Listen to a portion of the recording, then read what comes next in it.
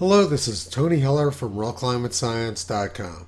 In this video, I discuss another example of the press and government working together to create a completely fake story in order to demonize fossil fuels.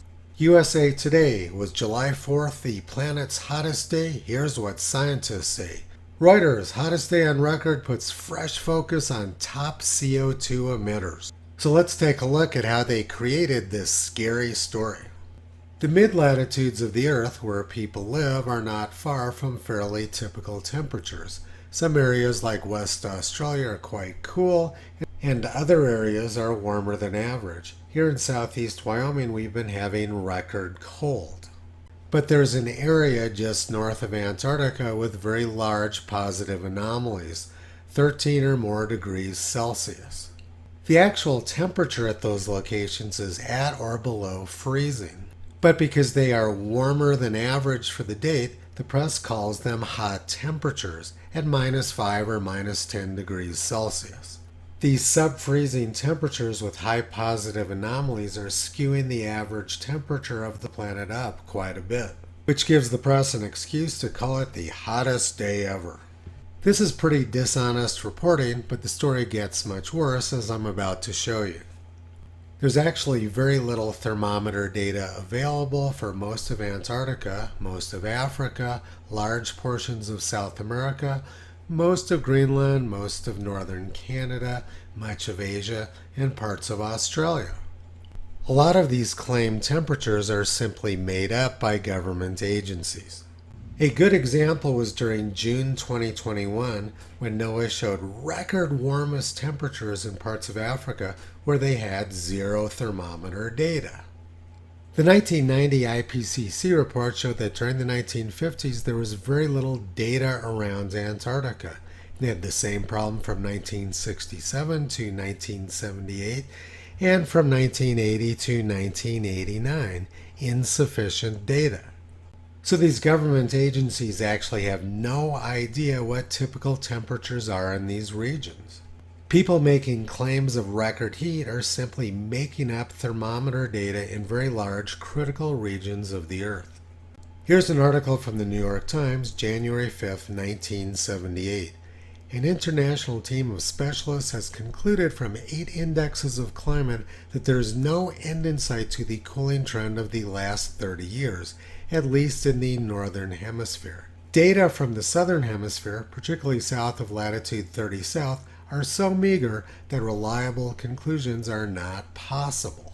And this is one of my favorite ClimateGate emails from Phil Jones. For much of the southern hemisphere, between 40 and 60 south, the normals are mostly made up as there's very little ship data there. They not only don't know what the normal land temperatures are, but they also don't know what the normal ocean temperatures are either. These claims of Earth's hottest day ever are based on imaginary data from the past. They don't actually know what the temperatures were in the past. This story is really awful, but it continues to get worse. NASA and NOAA wanted to fool people into believing they have data which they don't. So in the Global Historical Climatology Network version 4, they added a whole bunch of stations to their map. They make it look like they have a lot of coverage in Africa during the year 1936. I'll explain in a few minutes why the year 1936 is interesting. Let's look at this station from the Congo, which is supposed to have data in 1936 according to NASA. The problem is that they don't actually have any data from 1936. The data they do have at ELA is very short, fragmented, and largely incoherent. They have no temperature readings from 1932 through 1949. Yet they show on their map that they have data from 1931 through 1959. They're trying to fool people into believing they have coverage when they don't. This station is not an outlier. Most of the stations in Africa are just as bad as this one. The global temperature graphs from government agencies and Berkeley Earth have little or nothing to do with reality.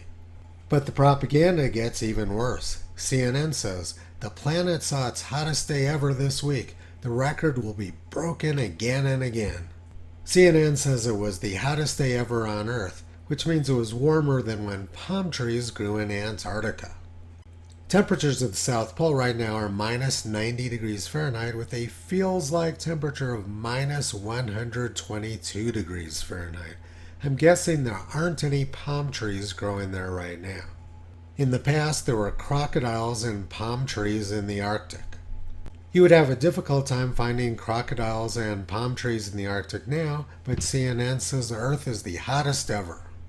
6,000 to 7,000 years ago, there was a lot less ice in the Arctic, and the Arctic Ocean may have been periodically ice-free. 5,000 years ago, mean July temperatures along the northern coastline of Russia may have been 2.5 to 7 degrees Celsius warmer than they are now, and trees grew all the way to the edge of the Arctic Ocean in Canada. Now the tree line is 80 to 100 kilometers further south. Earth was much warmer around the time when the pyramids were built. History shows that civilization thrives during warm periods, and we have mass die-offs of humans during cold periods like the Little Ice Age. Climate scamsters are trying to create fear about something we should be looking forward to. I would love it if temperatures got warmer here in Wyoming. We've had a very cold year here, and I'd love to see some of these predictions come true. Now let's look at some actual science. This map shows where NOAA has daily temperature data from 1891 to 1920. The vast majority of high-quality daily temperature data is from the United States. There's also a fair amount in Western Europe and parts of Australia, but most of the Earth has little or no coverage. The preponderance of high-quality long-term temperature data makes the U.S. temperature record extremely important. The National Climate Assessment shows that heat waves were much worse in the United States prior to 1960 than they have been over the last 60 years. The hottest temperature of the year has dropped sharply in most of the United States since the year 1960. Here in Cheyenne, Wyoming, our high temperature on July 5th was 57 degrees Fahrenheit, which made it the coldest July 5th on record, beating July 5th, 1960, when we only made it up to 60 degrees Fahrenheit. 1936 was the hottest summer on record in the United States.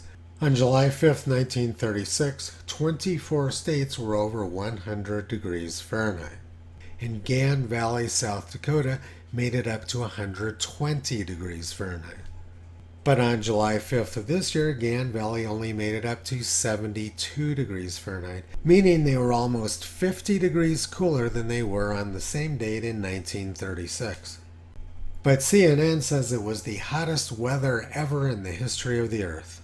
The summer of 1936 was extremely hot in the United States. And the United States is the only large area on Earth with high-quality long-term daily temperature data.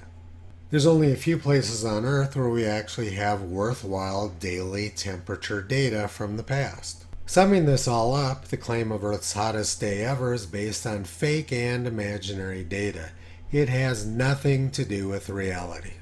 Nobody really has any idea what global temperatures were prior to about 40 years ago when satellites began to measure them. People who claim they know average daily surface temperatures from 100 years ago are simply not telling the truth.